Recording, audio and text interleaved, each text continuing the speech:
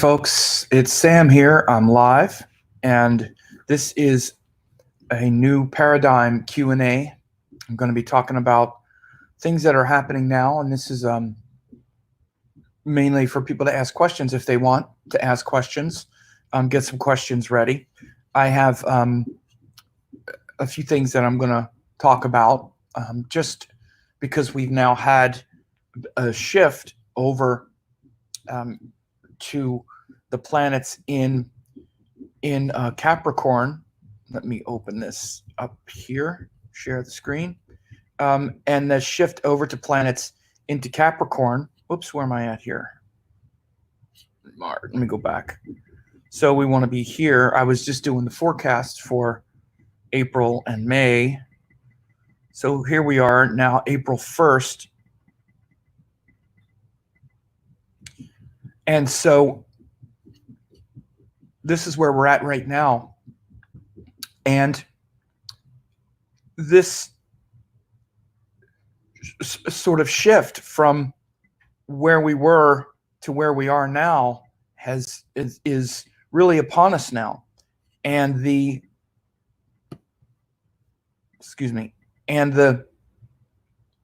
next month or so, the next few months, we're really going to start, it's become reality, or it is reality, that we're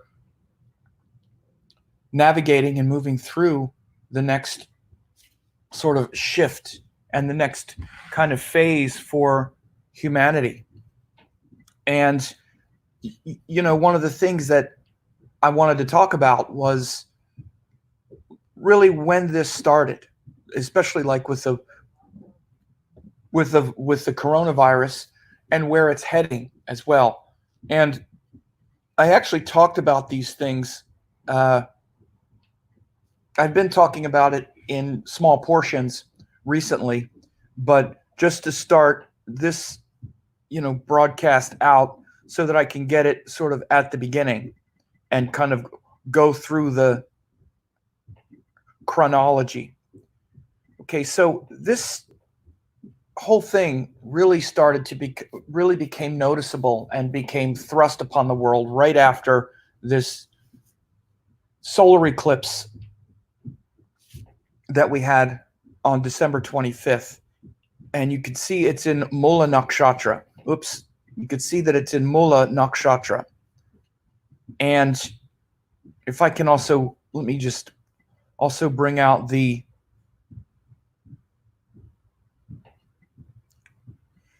I want to also bring out the outer planet of Pluto, because as I did an update using the planet Pluto, these outer planets do show large generational, decade shifts, 12 to 15 year shifts. And you can see in this chart when it was done that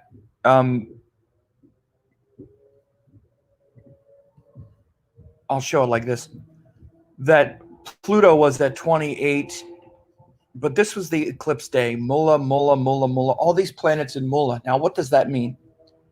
Mula is literally ruled by the goddess Kali, who is the goddess of calamity, destruction. It's almost like opening sort of Pandora's box, except a little bit better, because actually I don't know the full story of Pandora's box, but with Kali, she arrives to destroy the darkness and to first bring out intensity that we have to face and that we have to persevere through. And so all astrologers knew that this was going to be very intense. We didn't know exactly what was going to happen, but all Vedic astrologers knew that there was going to be something otherworldly that happened around this time, that it wasn't a typical kind of eclipse. All these planets here, and then when you bring in the outer planet of Pluto, now you're really, and Pluto is about to move, because you see Pluto is a couple weeks away, or a couple months away actually, from moving into the next sign. So this is also where there's a black hole. This is looking back into the center of our galaxy. And this whole, time, at that time was when this came out. And so this idea that at this moment, all of this energy came together and brought this virus out that was going to shift everything forever. Kali destroys what existed before so that it can create the new. But we have to pass through darkness and sort of painful change and transformation as it's happening. So then we go forward a couple weeks. This is when we started getting, it was at this time here, like around this time, I'll just leave it on week, where we started to see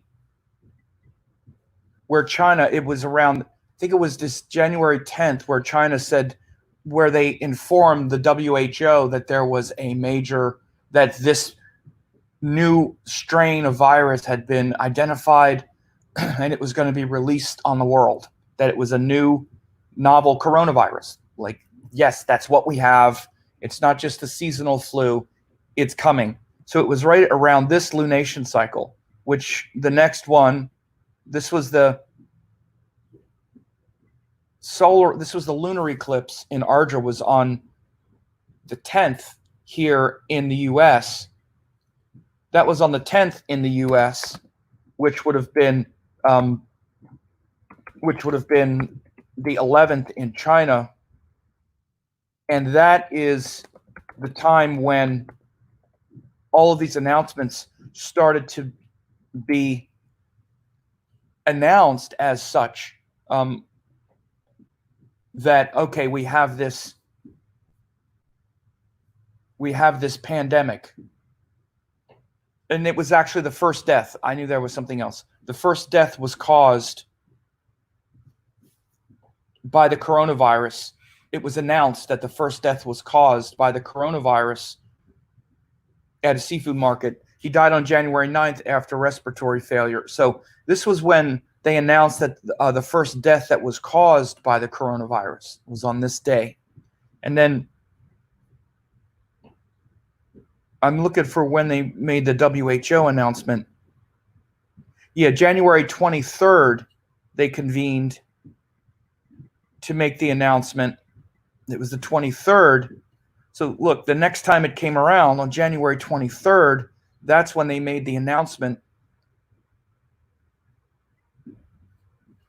at the WHO. They convened the World Health Organization to say the Wuhan, well, they actually said it does not yet constitute a public health emergency. But then on January 23rd, they also canceled the Lunar New Year. Because the Lunar New Year was coming the next day. So again, this is the time when it all came out, okay? Was with this eclipse that happened. And this was in early January. And then around the world started to be on notice about this thing. And as you see, Pluto then was less than 1 degree from moving into Sidereal Capricorn. So then we see that, again, this was since the end of January. Now, if we go by like weekly, by the end of January, this is January 31st, but Saturn now went into Capricorn, and they actually sent a team of experts from the WHO and to China to investigate this new outbreak on the 28th. And I'm looking to see when they started the lockdown. And the official lockdown in China the actual day that China, for France, Egypt, but this was when we started to get these official lockdowns in Wuhan. It was after Saturn went into Capricorn. So again, after Saturn went into Capricorn, and then people started to panic and say, do we have this new virus? Well, this is weeks. Then they were scrambling here in the U.S. with it. The task force from the U.S. and the UN and the WHO went to China to investigate. Shortly thereafter, it was in February, they locked down China. And again, lockdown is very much Saturn in Capricorn. Again, I said it at the time, but it's been sparse here and there. Saturn in Capricorn is this lockdown. Everybody go home, go to your rooms, and don't mix. That's when it started in China, was right after Saturn went into Capricorn. Excuse me, relative to the whole transit, because the whole transit is like 2.5 to 3 years. So we have the eclipse, then about a month later, Saturn moves into Capricorn, and everybody go home. Again, very reminiscent of these transits. And then by the time we get to like the next month, or late February, early March, now Pluto has also gone into Capricorn. Now we're starting to see the magnitude of what's going on. There's no more like, well, we're not sure. Maybe it's not going to be such a big deal. Maybe it's in China. Maybe it's in Italy. But we already started to see this is severe. This is real. We need to take this serious. Where much of the world started to really take it seriously. As you see Pluto now poking its head in Capricorn, the end of March. And then by this time, this is when the NBA called off its season. And this thing was then officially also being taken very seriously by the USA.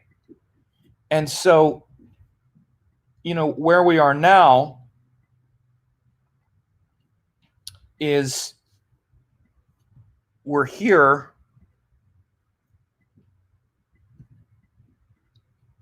And since then, we've had Mars go into Capricorn as well, which again, adding intensity to this effort and this struggle now to heal the sick. And Jupiter just passed over as well over the past weekend. And again, here in the US, even last week, there were still these rosy scenarios of, well, maybe we got to get back to work and blah, blah, blah, blah. And now the realities are also coming home in the US. The curves are going up around the world. And there's also hope, because we have reasons for hope, because we see that the distancing has also slowed the curve. And it seems to be making a difference.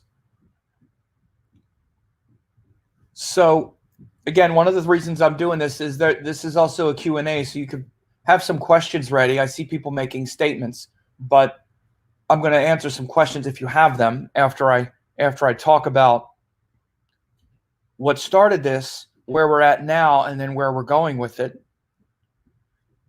So again, December 25th, we had that eclipse in Mula that really brought out this transformation, this uprooting of where things were before, where things are going.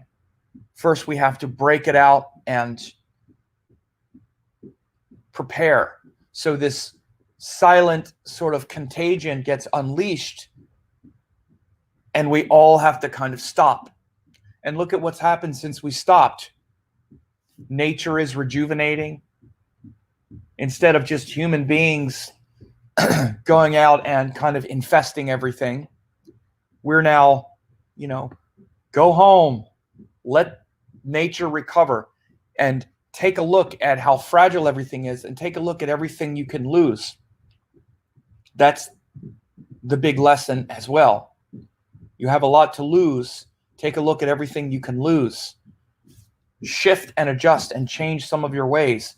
So this is Goddess Kali, the transformative Hindu goddess, blowing things up, uprooting things.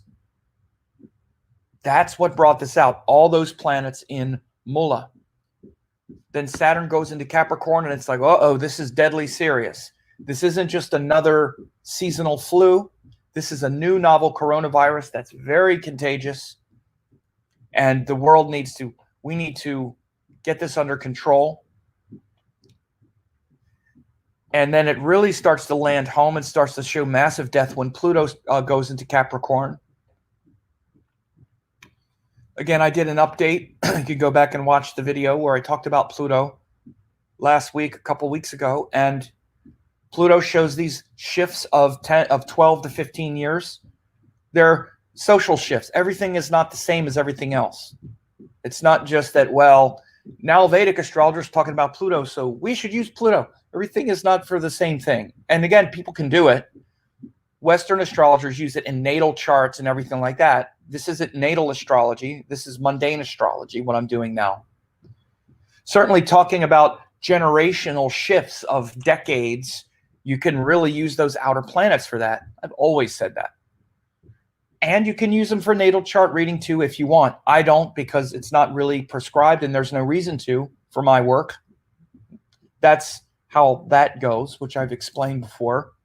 I'll explain a little bit more later, but Pluto moves into Capricorn and shows that we're shifting from a 15-year cycle of when Pluto went through Sagittarius. We're moving out of the Pluto in Sagittarius to the Pluto in Capricorn. So we can go back and see the last time Pluto was in Capricorn was, in fact, the Revolutionary War in the United States. So it was a major transformation the last time Pluto went through Sidereal Capricorn. So, and you can see that right now, we just started this. Where we're at right now is this major, what's called planetary war right now between Mars and Saturn in Capricorn, and Pluto is also there, and Jupiter is there. So again, feels like we're in a planetary war, literally right now, doesn't it? Jupiter having just moved into Capricorn, now we're facing the harsh reality, but there's hope as well. Some hope. There's hope that we've been flattening the curve a little bit, and that, and even evidence of that in the U.S., the numbers, now the U.S. is we're the epicenter. There's going to be more deaths from the United States than anywhere else, probably, at least right now, at least this season. Something else that I said last week is that this is it's not going to just happen now. We're going to be dealing with this next year as well.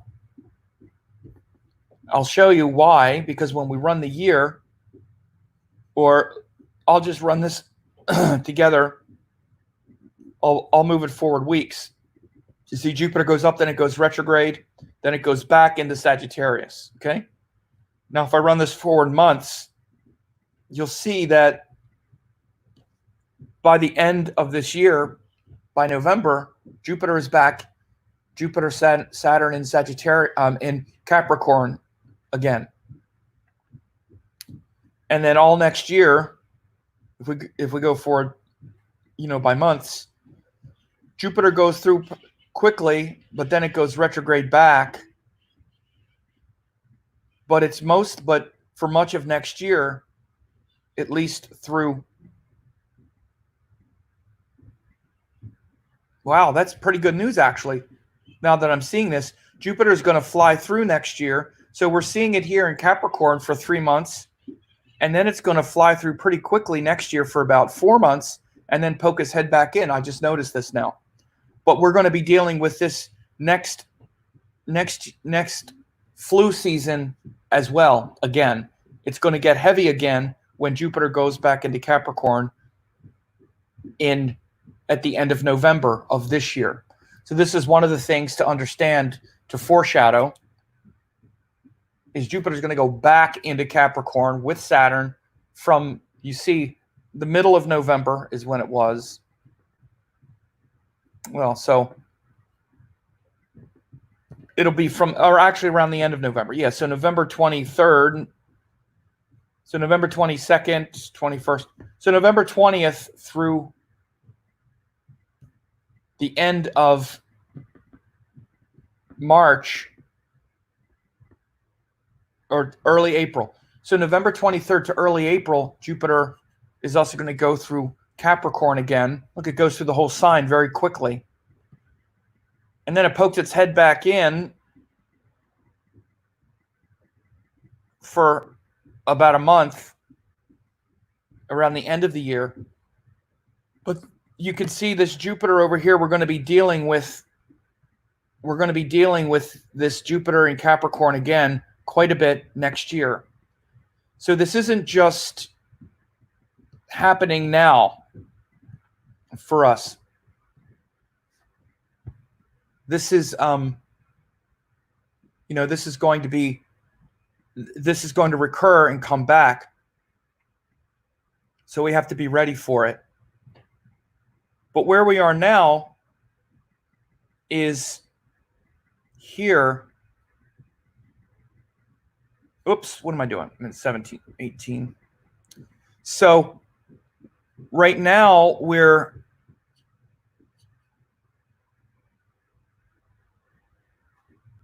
oh God, 2020. Come on, Sam. Sorry. So now we are on the verge of moving forward, and we have this kind of setup. Venus is now in Taurus for the next several months until August. And these planets are going to be set this way until early May. So from now until early May, which is at least the time frame that we've been dealing with in the US, excuse me, as far as the distancing, we can see that we're going to be sort of hunkering down in a fight. And what I think is going to be happening is it's mainly going to be through May, at least, that this is going to be still very intense, particularly because we have Venus going retrograde like around the end of May. Mars is leaving, Jupiter's retrograde. With all these retrogrades, I think that's when we're going to start to really see, by the end of that, we'll start to get on the other side of it. We'll start to get on the other side of the situation.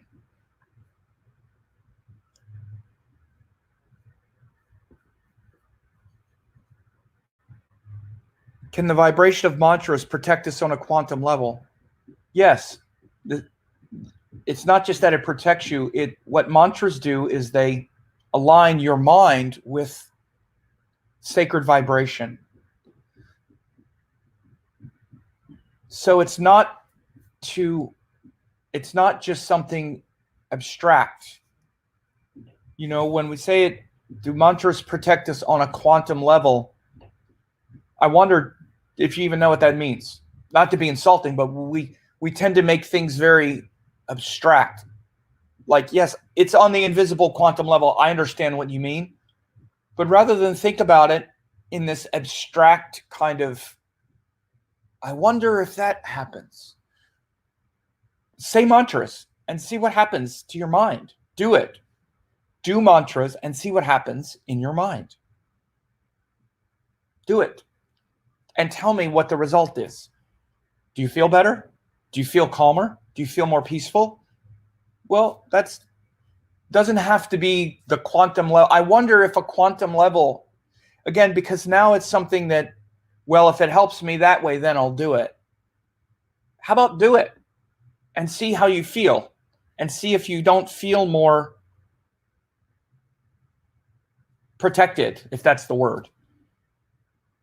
Do you have a beloved deity? Say a mantra to the beloved deity. Look at the picture of Lord Shiva or Goddess Durga and say their mantra while you're looking at it. Look at it and say the mantra and say it with your breath and connect to the heart and tell me how you feel. So I'm only saying this because that's all the quantum level is. It's nothing that mysterious. Like if I say, yes, it helps you on the quantum level, then maybe you'll do it. And by the way, the reason I'm saying this now like this is because if I say yes, it's not going to change anything. You're not going to do anything because I say it's helping you on a quantum level. You're going to do it because there's some love and there's some devotion and there's some joy, and then you do it. And then you feel what happens. Like anything else that you love. By the way, everything we're doing is a mantra. We're always saying a mantra. But the mantra that we're saying is something like, we all have a mantra which is like, God, I wonder what's going to happen. This is so scary. Or the world's going to end. Or I better get enough toilet paper. Or I better do this. I got to do that. These are mantras. Something we repeat in our mind over and over again. Does that mantra affect you on the quantum level? It's not woo-woo. It's your mind and your thoughts, and mantras are just sacred vibrations that you say in your mind, and you align your mind with that vibration rather than the mantras you're always saying, which are, I'm so terrified, I'm not good enough, I'm not smart, I'm stupid, nobody likes me, I can never do it. These are also mantras, and they affect you on the quantum level. So everything is a mantra. It's a thought that we repeat. So when you're doing Sanskrit mantras for spiritual benefit, again, we got to get a benefit out of it. It's just a different vibration in your mind. It affects you on the quantum level because everything affects you on the quantum level. But the main thing isn't to focus on what mantra should I say to get the any mantra other than the ones you're saying. When they're aligned with these deities, they're also energetic keys that unlock different parts of your consciousness. If they're connected to devotion, which is called bhakti, mantras are part of a devotional path.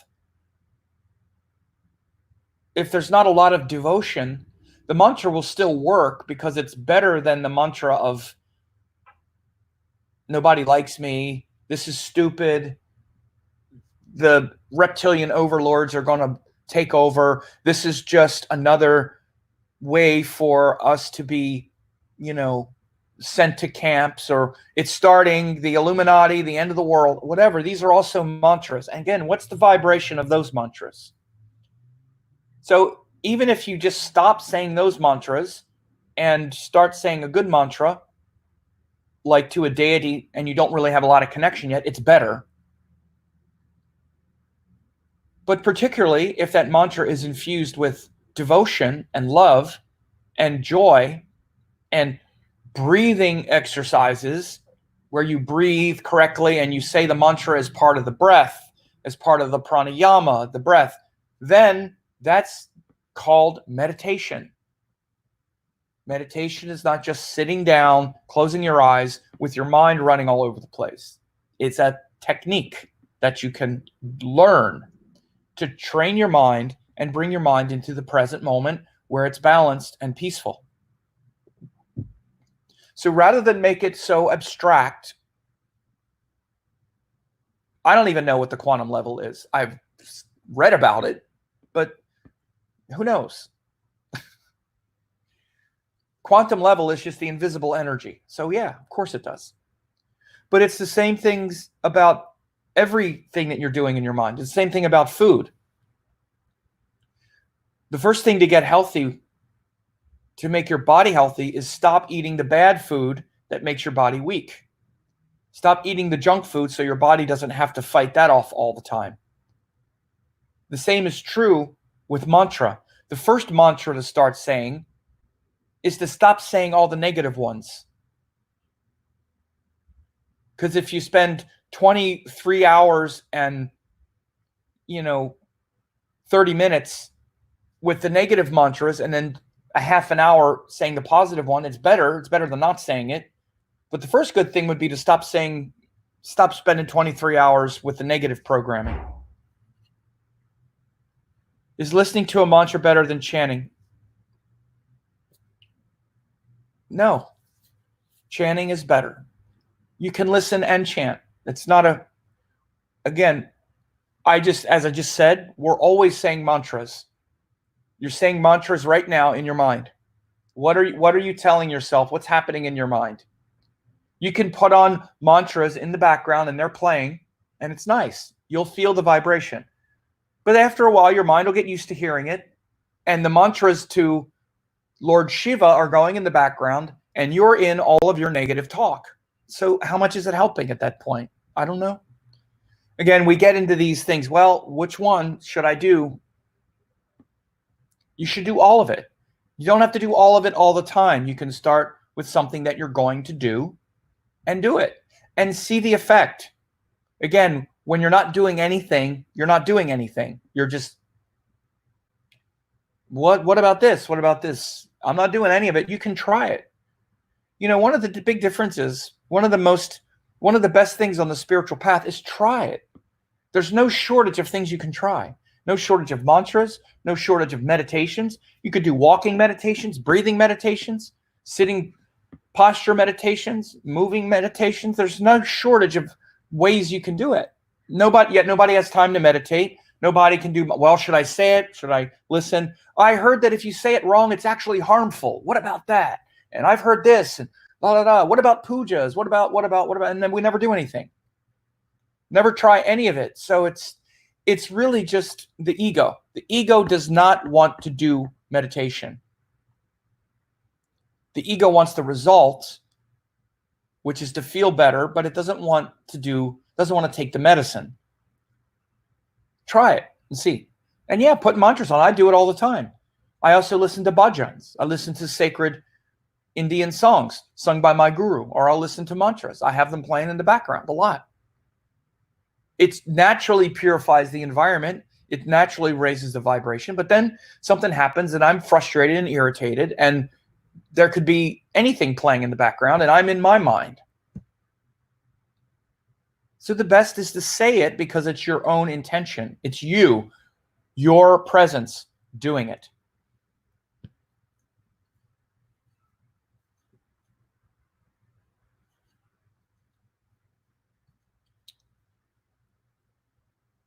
So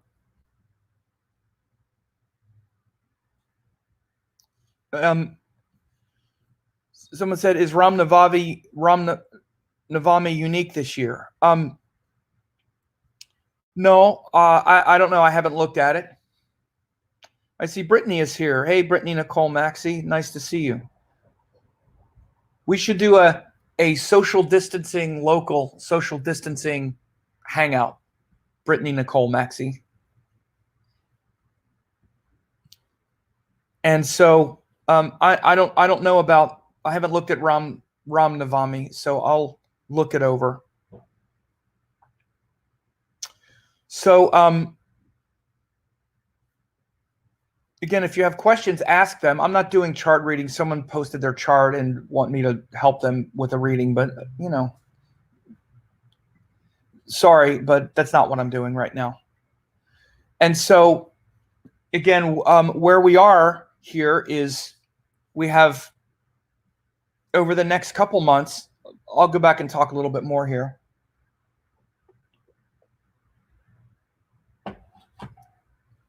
We should see, so we're right here now. I'll just go back exactly, April 1st. And so Jupiter's just still poking his head into Capricorn, and we saw even over the weekend where, in the US, sobering reality about, 100 to 200,000 fatalities would be about average, about what we're expecting. And we want to bring it down, but that wouldn't be surprising. And hearing those numbers has been like a bucket of water over the head to people. Again, just last week, it was like, well, we got to get back to work. Hardly anyone was saying it. Only one person was saying it, our president. But now even that, we can relax in the fact that he's facing reality. And it's this sort of cold reality. The people around him got to him and said, look, this is no joke. And this Jupiter in Capricorn is like, okay, bam. And cause for hope. So that's going to continue. And again, we're seeing all of this Venus in Taurus power with the healthcare workers caring for each other. So many new and creative ways that's happening. And you see that human families sort of pulling together. We're also seeing a lot of reevaluation about, starting to look at the planet and starting to look at what human beings are maybe doing to the planet as well. I was really encouraged. I'll share, and I saw an article someone posted. Where, even on CNN, I'm finally glad to start seeing that mainstream media, bats are not to blame for coronavirus. Humans are. It's time for humans to start to be, now this is CNN, like talking about look, of course, we got to start now experimenting on bats and all, but why are we doing this? Again, they're talking about the disgusting, this zoonotic spillover. And this is our fault. This is what humans are doing. These animals are, they talk about when you bring these animals in these stressful environments, they start to spill out the virus. But the point is that even on mainstream websites like this, you have people really people getting real, that it's not just that this is a time for us to really examine our habits and what we're doing to the planet. In that article, it also talked about things like, there's consequences for like just clear cutting and gutting forests and encroaching on these animals' native habitats. And, we're not just seeing it in global warming. Now we're seeing it in the release of these pandemics. And I'm saying this because of this Venus in Taurus now. Again, this is going to be for the next few months. Taurus is the Earth, and Venus going through there. We're going to start looking much more at these patterns of consumption, these habits, these things that we're doing to the Earth. Absolutely, this is going to be part of the discussion right now, as it should be. And our rapacious nature, somewhat as a virus ourselves. You also see just very clearly and very simply that the Earth itself is happy that human beings have went to their rooms for a while. Human beings, go to your room and stop polluting. These before and after pictures, there are a few other articles, that I found where you have, India on lockdown, and just that in India, it was another one. It actually, here it is. I just Googled these things and the article comes up. The article actually that came up was also, oops, sorry. Oh God, these stupid ads. That's why I don't usually look at these things online. But here again, this is on CNN, which to me is what's really interesting. Is this is a mainstream website. World's largest coronavirus lockdown is having a dramatic impact on pollution in India. You see this, November, look at the difference.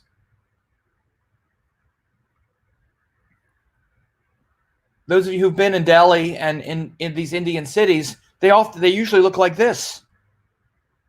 Looks like this today because the humans have gone home for a while. The humans are in their room, not polluting the world for a while. Yes, it says March 30th, 2020. It looks like this. November last year, November 3rd, 2019, it looked like that. So again, this is the Earth saying, hey, humans, take a little lesson here and look at what you're doing. And this is the Venus in Taurus, the Earth itself. By the way, not just Venus, but also Capricorn.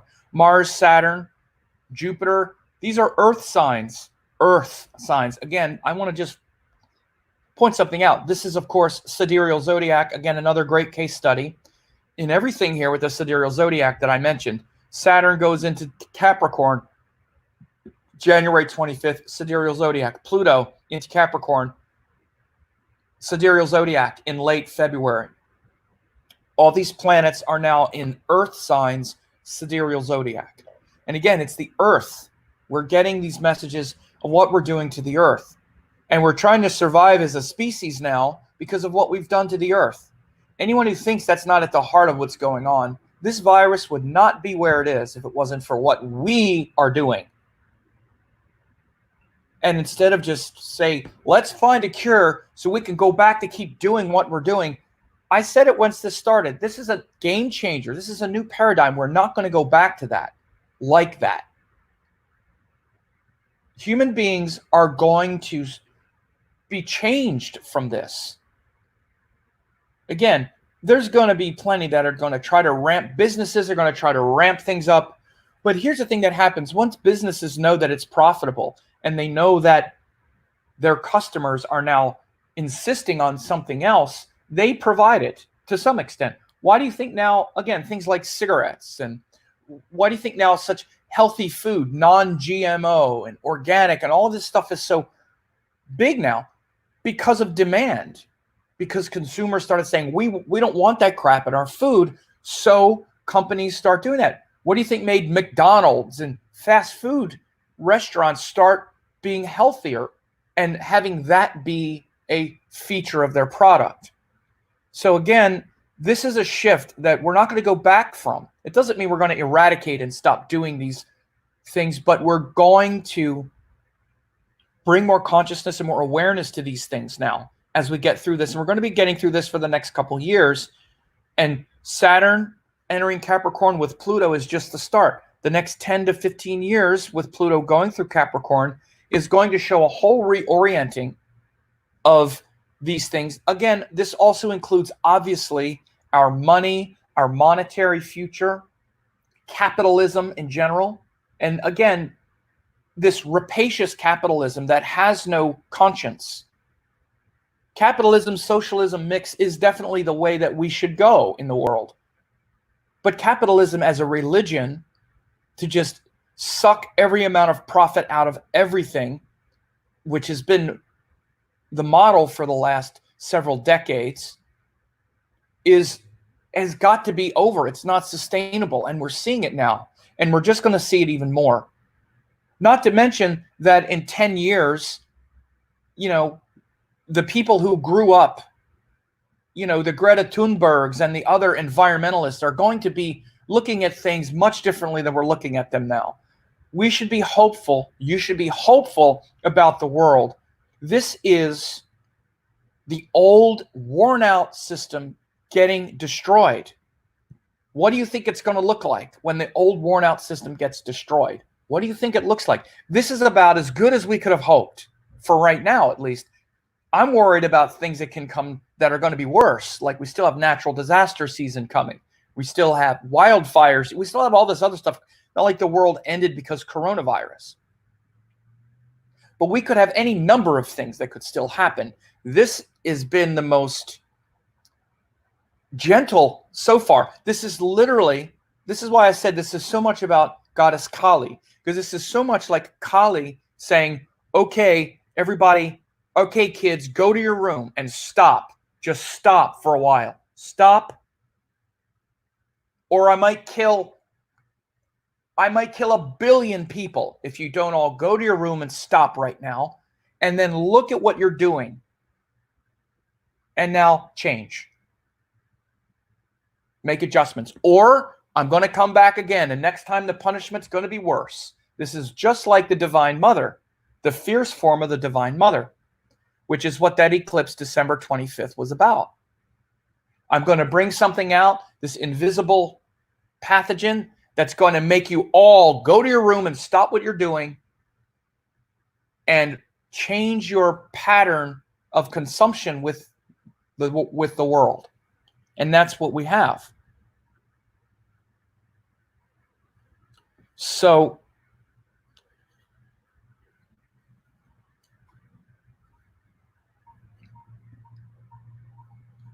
I'm looking at some of the questions. I don't understand them all. Explain Jupiter return or double transit. Not sure what double transit means. A return is in someone's natal chart, which the return is just a return back to that energy. That was a question. So I think you said when Saturn will move into Shravana Nakshatra, then situation will be better, as Uttarashada also represents to be alone. Hey, that's a good point. That's a good point. And when Saturn moves into Shravana, that's going to be a lot of next year, because this whole year, watch the nakshatras, because Saturn is going to be in Uttarashada this whole year. You see, he turns retrograde. All of these planets are in Uttarashada. I talked about this a lot with my students. Was it Alexis or no? It was Alexandra Rose. This year is all this Uttarashada. It's all this transition between you see, Saturn is in Uttarashada. This was pretty much this whole year. This is the end of the year. Even into next year. He doesn't go into Shravana until February of next year, right? So we still have him in Uttarashada this whole year. So this is what we're dealing with. First, we need to get this victory, and we need to honor these quads of Uttarashada, which is honoring those universal principles, the Vishwadevas, the universal principles of karma, action, time, desire, and karma, which is the consequences of our actions. We're digging out of it. The first part of any transformation is uprooting and digging out of whatever it is that you've gotten yourself into. And this species has gotten themselves into a mess. Now, let's be real, though. We've been the most successful species ever. We've learned how to manipulate our environment, but it's without intelligence. 7 billion people. This earth can sustain 7 billion people if the people are wise and intelligent and have sustainable systems. We could have twice as much food. We could have twice as much food and abundant health for 10 billion people, probably. We could feed everyone. People could prosper. This earth could sustain it. It can't sustain it the way we're doing it because we are animalistic and we're simply acting like greedy asuras who want to take for ourselves and our little horde and steal from the others and steal from the earth and not have any intelligence with this, again, this kind of narcissistic, pathological capitalism greed. So we can sustain the earth, we can heal the environment, we can heal all of this. And we're being challenged now to do it. But what do you think it looks like while we're in between realities? What is that? Oops, sorry. These stupid websites, sorry. 1 second. You got to close those websites in the background or they start making noise. I'm glad I found out what it was. So this is the power struggle right now that we're dealing with, right? Or this is the shifting power that we're dealing with. But yes, Sandeep, good point. Shravana is going to be a big shift, I think, next year. And Shravana is about listening. It's about shifting. It's also very much related to wealth. Shravana and Dhanishta are very big wealth sections of Capricorn. Okay, so Gallery said, may all those in medical care be filled with divine grace. Right. So it says, is Mercury related to any sort of healing or anything medical when it comes to our current pandemic? Yeah, Mercury is very much, in fact, it's related to the magician. It's literally the magician, which is also related to the caduceus. You know, the Greek sign of healing, the caduceus, was something that Mercury carried. Mercury is one of the most important planets as it relates to healing because it has to do with making adjustments and using discrimination and using our brain. And rather than just acting instinctively, we're intelligent, we're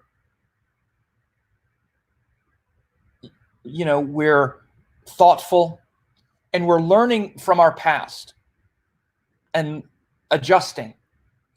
You know, what happens when you go to a doctor? Look at all the Mercury stuff they do. They don't just look at you and go, do this. No, they're fiddling with you. They're looking at things. They're probing. They're exploring. They're investigating. And Mercury is like an investigator. He's investigating what's happening here. What is going on? Okay, it's this. And we're figuring it out. We can't do anything if we don't figure it out. So this is the benefit of Mercury all the time, is to be able to figure things out. And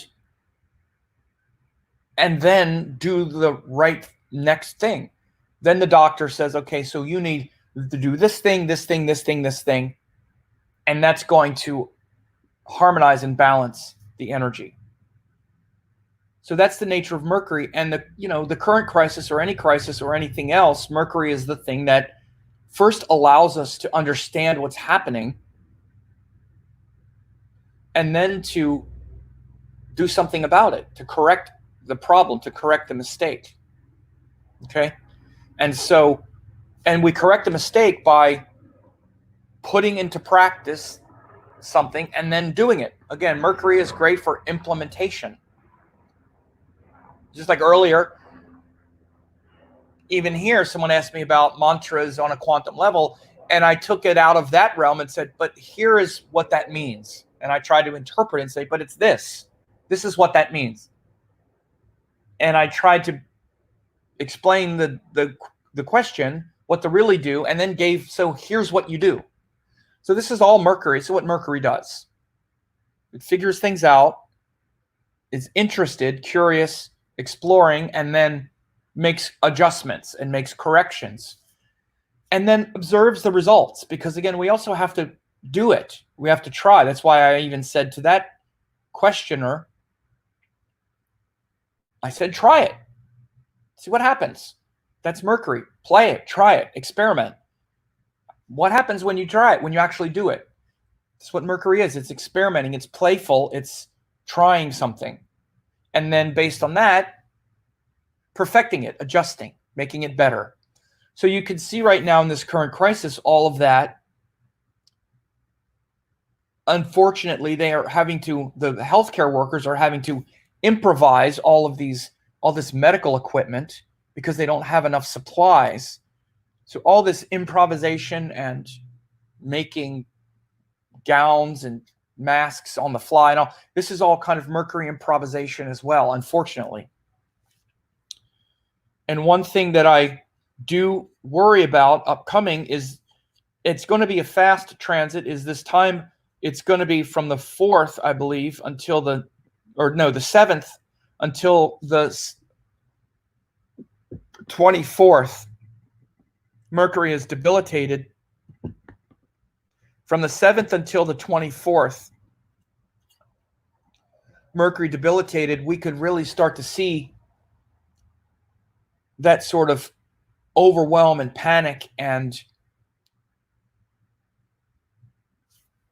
just total kind of disarray as it relates to, trying to do the work and trying to do the right thing, but all of this confusion, confusing messages, propaganda, hype during that time. We have to be careful of that. We have to be careful to keep our head on while Mercury is especially going through Pisces, because of that potential for, again, sort of propaganda or hype or spin to sort of get out of control. It said, Sam, do you have country's horoscope? If so, in USA chart, where is Capricorn sign falling? Which house? There's a chart that says that Sagittarius is the USA chart. It's been done for a long time. And I know some people, really like it. It's based on a time that says that the Declaration of Independence was 6 p.m., that's when it was signed in Philadelphia. Honestly, I don't like the chart. I don't think it's accurate. I think it was closer to 10 a.m. It's not just I think it. There was a record that it happened closer to 10 a.m., and that would make for a Leo ascendant, which I've always felt that Leo is better, that the Leo chart for USA just works better. I don't make a big deal about it because I don't want to, I don't feel like, I just don't feel like making that big of a deal about it. But in that case, this would be in the USA 6th house, which frankly even makes more sense. But it changes the dashas and all. So at some point, maybe I'll do a more intensive case study on that. But there was a statement in the public record that literally said that by the end of the morning on July 4th, it had been signed. And by the Declaration of Independence had been signed. And by the way, it was actually drafted on July 2nd. And some speculate that they even waited to sign it until an auspicious astrological time. Benjamin Franklin was into astrology, by the way. A lot of people were back then. I have to explore it more. But it would either be the second house, second house if you look at the Sagittarius chart. There's another astrologer came up with that. And again, 6 p.m. on the dot. Those times are never right. And there's no proof of what. It was just this astrologer. I don't know where he got that idea. But there is a public record that it was in the morning. And 10 a.m. makes good sense. Or somewhere around there. Leo always made pretty good sense for me as well. So,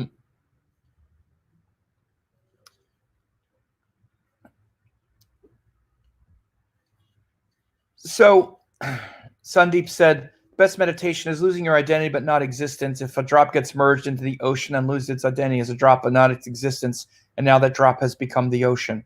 Yeah, exactly. Yeah. And that is what we are. We're a drop in the ocean. We just think we're the drop. We're trying to keep the drop alive, or the wave in the ocean. You could say, like, imagine, because we see waves. Imagine if there's a wave and the wave knows that it's just one of many waves. And there are big waves, and then there are little smaller waves, and there are waves on the waves. So waves are just kind of these, well, let's say there's a big wave and it's getting bigger and mighty. And it said, look at how big and mighty I am. Look at how big and mighty I am. I'm this big wave. And as it's growing and growing and getting bigger, I'm getting bigger and getting bigger. And then it finally reaches a point where it's big, and then the top of it starts to curl over. And then it's like, whoa, now I'm falling. And eventually I'm starting to crash.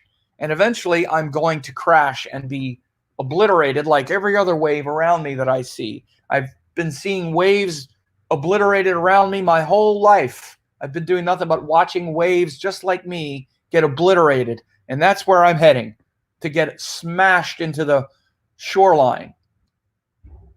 This is kind of like life.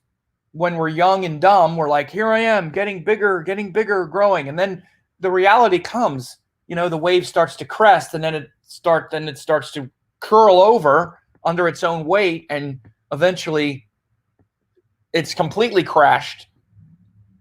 It's kind of like the human life. And it's kind of like trying to hold back the momentum of the ocean, saying, no, I'm going to survive it. I'm going to be the one wave that never crashes. I'm going to be the one. This is what the ego is trying to do. I'm going to be the wave that survives. No, you're not. So, again, meditation is really a way to relax. Just relax. And get real. You're not the ocean, you're the wave. And there are so many waves, you could never count them all. So many have come, they've all met with the same fate. And that's the beauty of it all. The beauty is, look at the view. Wow, but underneath it all, you're the ocean, not the wave, right?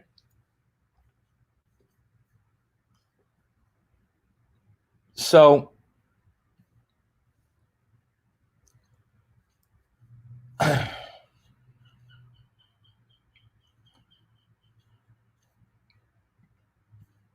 So it says, what makes Jyotish better than tropical? I haven't gotten into astrology much yet, but I love Shaivite Tantra, so I'm more partial to Jyotish. Well, they're not better. It's not a contest. By the way, you said tropical, which would be Jyotish in Western astrology. Jyotish uses the sidereal zodiac, and Western uses the tropical, so maybe that's what you mean. But in Vedic astrology, the zodiac is the sky directly, as it always was. So that's the main difference in the practice. And this practice aligns with Indian teachings like Tantra and all of that. Western astrology does not. It's simply that, it's that simple. It doesn't have to be more complicated. But Jyotish is deeply connected to all of the energetics of every Indian Vedanga or Vedic science. Tantra, yoga, all of them. So Jyotish is the astrology of that language. It uses the same language and just explains all of it. What Tantra does energetically through chakras, visualizations, meditation, deities, all of that stuff, Jyotish explains literally. Like you literally look at someone's chart and you can see which deities are in their mind, what their karma is. That's what it is. The science of the karma behind all of that stuff. So it really kind of precedes all of that. It's showing what made all of this happen in the first place. So you just want to understand things in the proper sequence. We have Tantra and yoga and Ayurveda and all of this stuff that we're doing once we're here. Here we are, living our life, and we have all these tools. Well, what caused all of that? First of all, not just what caused me, this wave to appear. That's what the chart is showing for an individual with their birth time. But what makes all of this? Why is any of this here?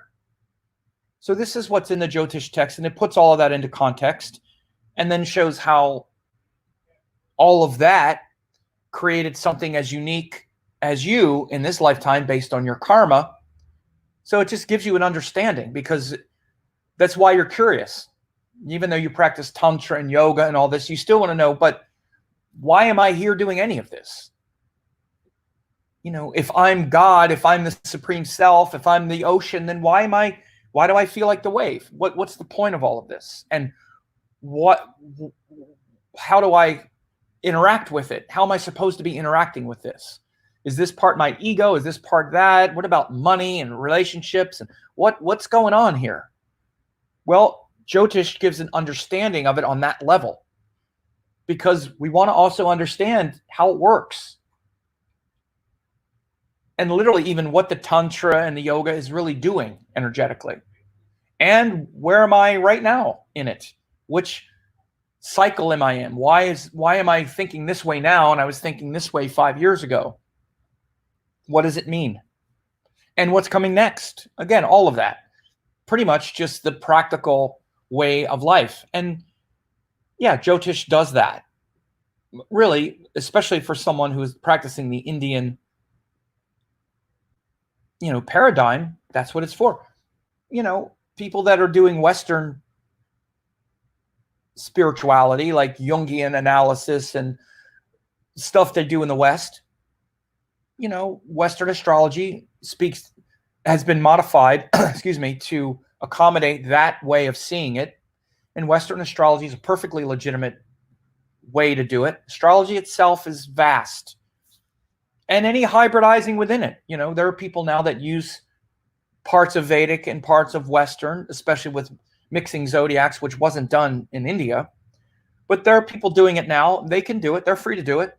It doesn't mean they're violating some natural law. It's not what India did. It's not Indian astrology by any stretch of the imagination, because we have the books. We know. They tell you clearly how to draw up the horoscope. It's not complicated or controversial. So there are people doing it, making a controversy out of it where there really is none, simply because they want to do it because it, quote, works better for them, they say. Fine, they can do it. I don't know anyone who has a problem with them doing that, including me, have a problem saying that that's Indian, or then saying that Indians made a mistake or that the Indians were wrong without proof. These are the things why it's become a controversy. But doing it, people can do it. People can do whatever they want. In fact, the Persians, as the astrology systems were being developed, they used all of it. They used nakshatras, they used sidereal zodiac, they used tropical zodiac, they used parts of all of it. And that's perfectly legitimate. Excuse me. But they weren't confusing and saying, well, these people were wrong and they were this and that. All the ancient people knew what they were doing. And pretty much 99.9% of the modern astrologers that actually study this know what they're doing, or know what the ancient people were also doing, because it's clearly in all of the texts. Again, some people that are just kind of doing their own thing it's created a lot of confusion, unfortunately. But none of the ancient astrologers were confused about the sky. It's very simple. Two different ways of looking at the sky and two different systems that developed. And one is totally aligned with all the Indian teachings, and the other one has become really the tradition of the Western alchemy, the Western modern spiritual movement.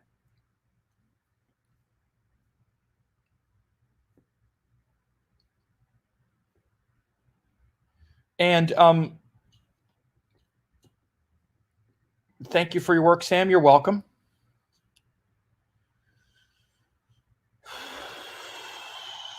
So someone said, see, please tell more about Amachi. Look, why don't, excuse me, man, I don't like this little dryness. Look, just go to her website. I mean, I love my guru, Amma, and I talk about her quite a bit, but instead of saying, just tell me more about it, just go explore it. You can do it. She's a saint from Kerala. There's so much, you're on YouTube instead of watching me. It's great to watch me, but now Google Amma Bhajans. Do this. Or in YouTube, search Amma Bhajans. Put that in the Facebook or YouTube search engine and watch her and listen to her sing and all of that. That's the best thing. Rather than me tell you, you already know who she is. So get her darshan. You can do it. These videos are very powerful. You see her singing. Here's one of my favorites. I'll give you this. Okay. So search this in YouTube. Search these words, and you'll see one of my favorite videos ever of Amma. It says, Amma Sunle Pukar. This is one of my favorite bhajans from Amma. And there's a beautiful video on YouTube of Amma singing Sunle Pukar. I was there when they did it, by the way. It was in California, San Ramon Ashram. And it's one of the most beautiful bhajans ever. Sunle Pukar, dil ki sunle pukar. It means, hear my urgent plea, mother. Please hear my urgent plea. Come to my heart. It's this urgent plea. I'm drowning in the ocean of confusion. Please hear my plea. It's a great bhajan for these times, because we're all scared. We're all worried about what's happening. you know, Amma's worried for us, but Amma's not worried about herself. She's there. And that's one of the most beautiful bhajans. And it was one of the first ones, I'll tell you, it's probably the first bhajan that really opened up my heart a lot to that whole path of bhakti with Amma. Because I didn't come to Amma or feeling that it was, you know, when I first saw Amma and started on the path, when I first saw her, I recognized that she was like Kali and Shiva and that very fierce energy, which is what I was like, wow, this is the real thing. I mean, it was obvious, like, okay, that's the thing that I notice, that I recognize, and all of the kind of softer, more devotional stuff took a little longer to sink into my thick head and closed off heart. And then I got some of her CDs, and that bhajan, Sun Le Pukar, some of the other ones too. You know, the music is why I tell people to listen to the music, because music is very transcendent. It goes to a place that all these ideas were so in our head. You got to open the heart. If you don't open the heart, nothing happens. Nothing. For me and for a lot of people, music is the most devotional thing, because it goes right into you. Music always instantly takes us somewhere, reminds us of something, of a moment in time. And even me thinking about Sun Le Pukar, I'm going right into a moment and a feeling that's much deeper than anything that I could conjure up through my words. So music is very much like that.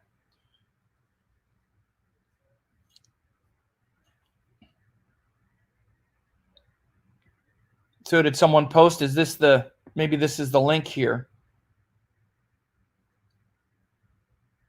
And so,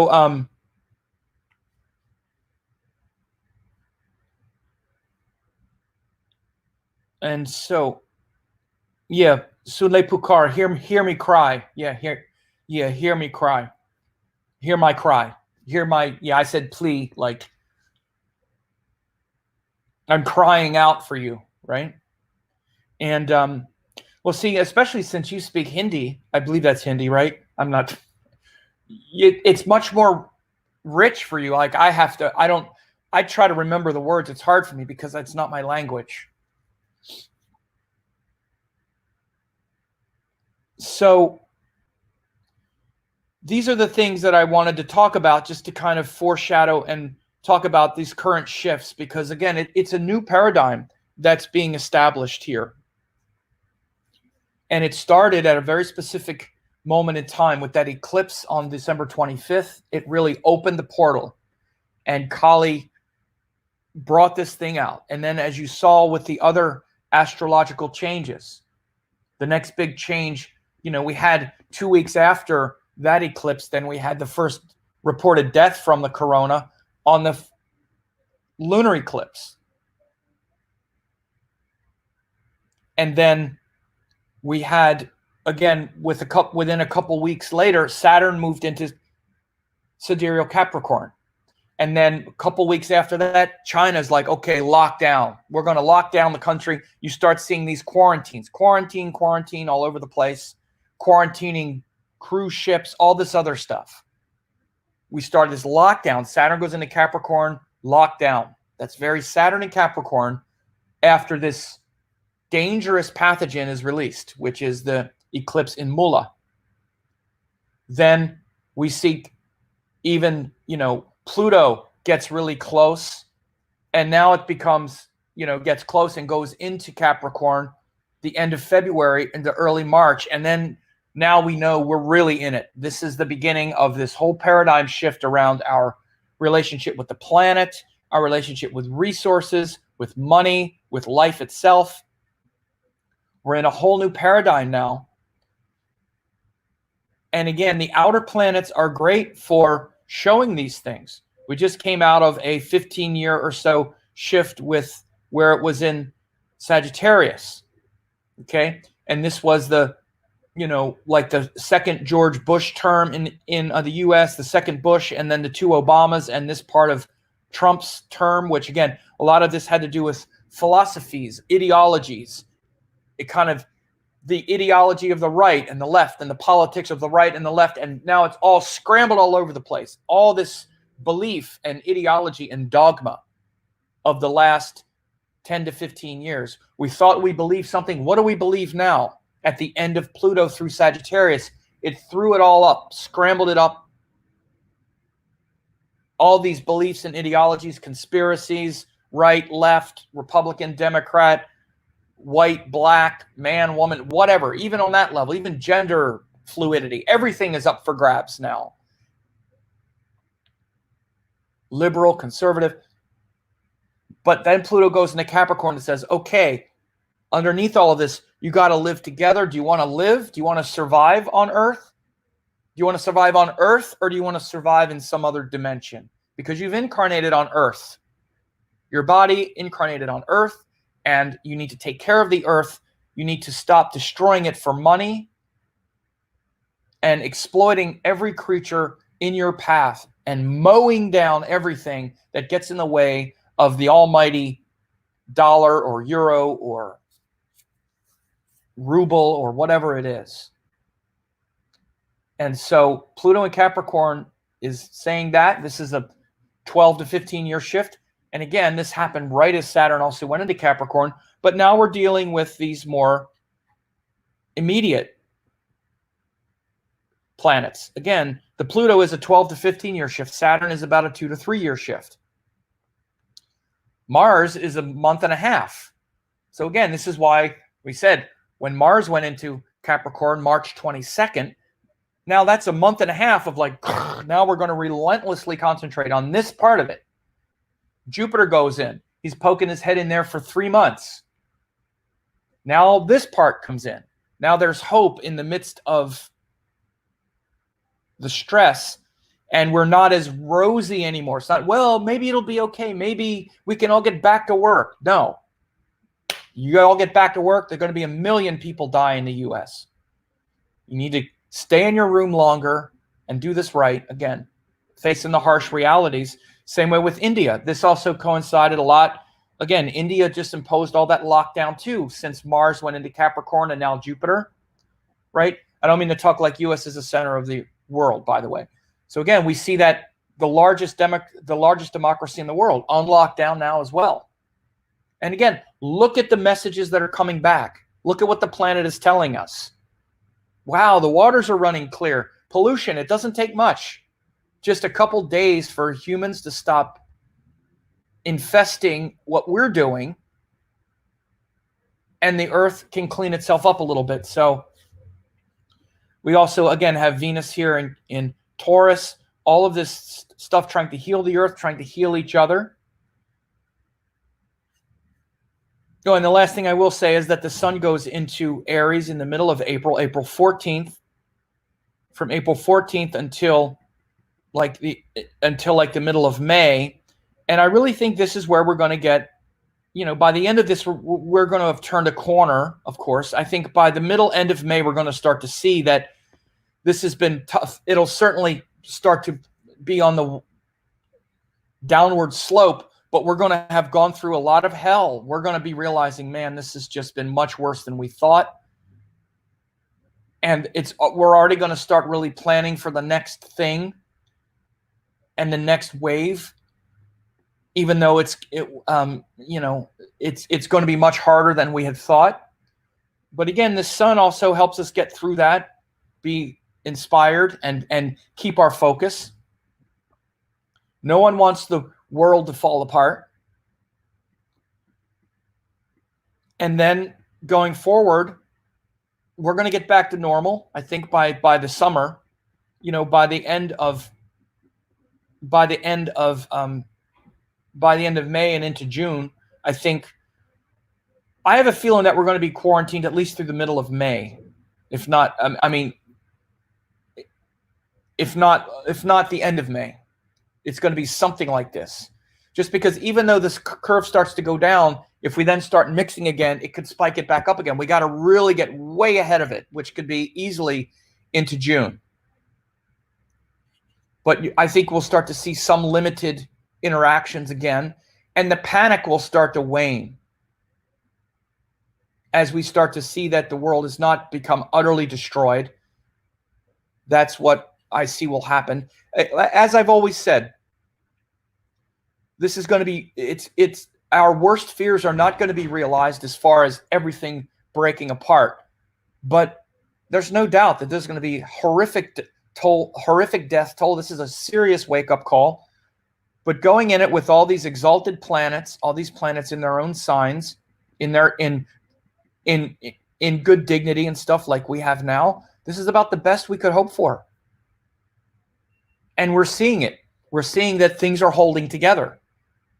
But it's going to be a serious wake-up call from the Divine Mother to say, look, I damn near scared you to death and showed you that I could kill half of you. Now you better change, because the next time, don't think you could just keep doing this crap and find an antidote for this one, because the next one might be 10 times worse and you won't be able to have any equipment or social structure or monetary system left after it. It's serious. And that could be very much the point. And that's what we're talking about here. And so, again, there's a person here, it's distraction from Epstein Island, child trafficking, pedogate. These are the kinds of things, God knows what that gets this person. I'm just showing it because this is an example of the kind of thing that, again, these are the kind of thought viruses, so to speak. Again, yes, there's terrible evil in the world. And yes, there are pedophiles and the corrupt ring of people. But to think like this is like coronavirus is a distraction that they've created to do something. Again, these are the kinds of things that, look, if people want to do that and they want to, and that's their reality, they're going to get the results of that reality as well. And those are the kinds of things that, again, we might see a lot more of this kind of stuff as people get bored sitting home. But again, we all know that there are corrupt rings of the elite that do all kinds of stuff.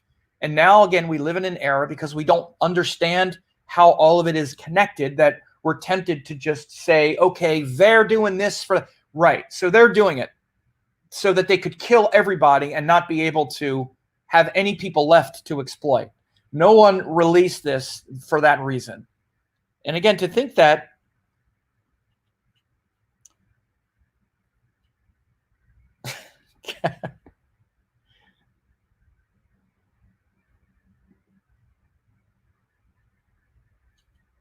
I'll let this go. You were wrong in 2016 election, and that was easy. Why should we listen to you now? You shouldn't.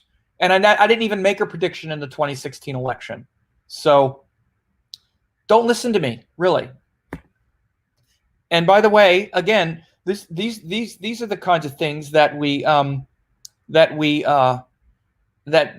have now. And again, one of the things we have are people that hide behind anonymous profiles like this. SMR 144 is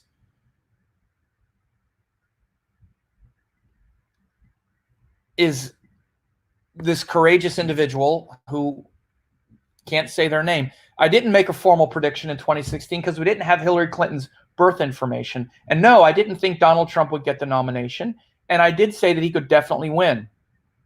And everybody who actually watched what I say consistently knows this. In fact, I was one of the main ones within a bunch of liberals who were saying, the fix is in, don't worry, he could never win anyway. The fix is in, Hillary's going to win, blah, blah, blah. And I said, no, he could definitely win, absolutely could definitely win. And by the way, there's one astrologer that always says, well, I'm not going to get into that. But anyway, I'm not going to get into all that stuff.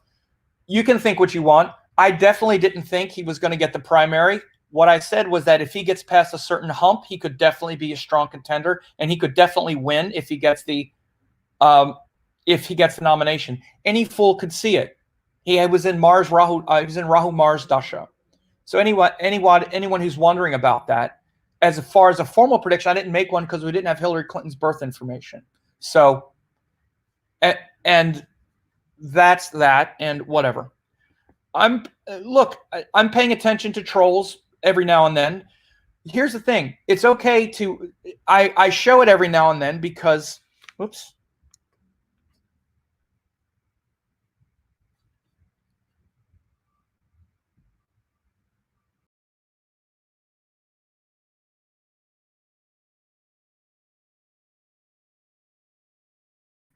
Weird. I show it every now and then because these are the kinds of things that we're going to be dealing with. These are the things that we deal with, are people's conspiracies blow up and they start. This is the kind of stuff that we're going to see now. We're going to be seeing a lot of this. It's Epstein, it's this, it's that.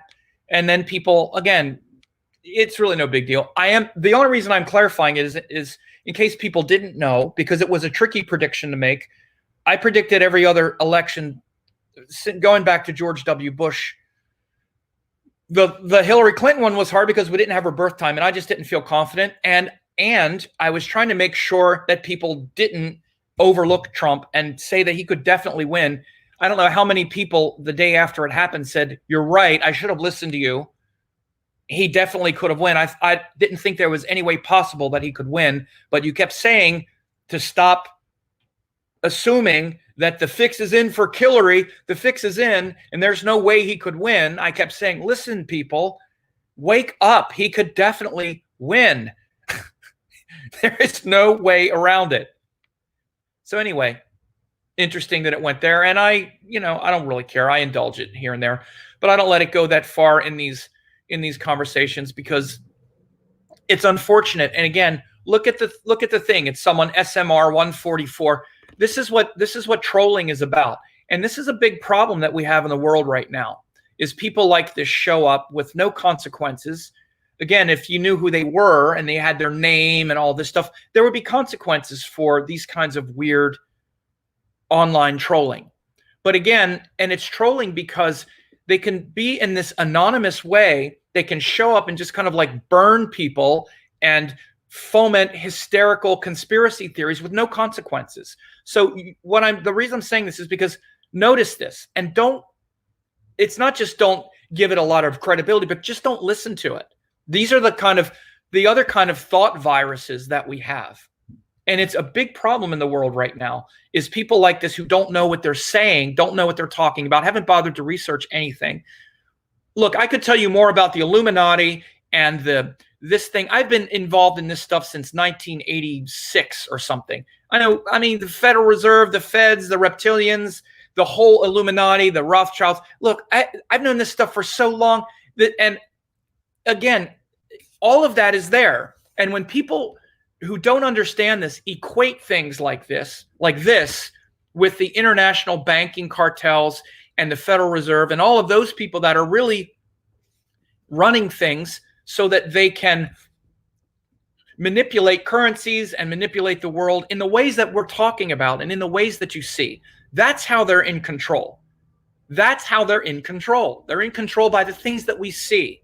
And because people don't bother to learn this stuff, again, people like this troll understand that there are things out of their hands, things that are out of their control. So what do? They take a little bit of truth, quote, like Epstein, child molester, and they connect a little bit of their understanding with all of this other stuff, the thems that they haven't bothered to research enough. Now, again, I'm not saying all this because I want to hammer away at any individuals. I'm just trying to give you a context of how this works, because we're in this age right now where we have just enough information to really screw us up and get it all wrong, where we know that there's someone like an Epstein who is a child pedophile and he knows all these other people. And there's also this cadre of international bankers and international monetary people that are controlling the earth. So all of them are just doing it to us all the time, and everything is just them doing this to us, and it's just hysteria on some level. Now, so keep this vigilant in your mind. Keep it vigilant in your mind, and keep protected against it in your own mind. Again, that's one version of it. That's an extreme version, but there are lesser versions. There are lesser versions of it that just relate to the fact, like, okay, now we're locked up. What does this mean? Now it's martial law. Now they're going to be tanks in the streets. Now we're not going to be able to do anything. Now, who knows if this goes on for a few months, now, we're not going to be able to leave our house. And now that they've been able to do this to us, now they're going to start doing it to us all the time. Now, blah, blah, blah, blah. Again, watch this kind of thing. And people who tell me and say, well, you don't know that's not going to happen. No, I don't know it's not going to happen. But I know it's not happened yet. In fact, it's never happened in the US or in most of the world. It hasn't. They would not do this lightly, and there would be huge backlash if they tried it. And there's no reason to think that they want to do that now, because what they want is for us to be obedient consumers of what they have. The last thing they want is all of us to be in our house with no money and no ability to consume all of their crap. So just because I know how it works, I know that's not very likely. They want us to have enough money to get out there and buy their stuff and not think too much about what's happening. And they are the ones that are suffering more through this than any of us, because they have the most to lose. They are the ones scared more than we are. Most of us are used to living without as much. They are the ones who are quaking in their boots. So to think that they constructed this catastrophe for their benefit is a ridiculous assertion.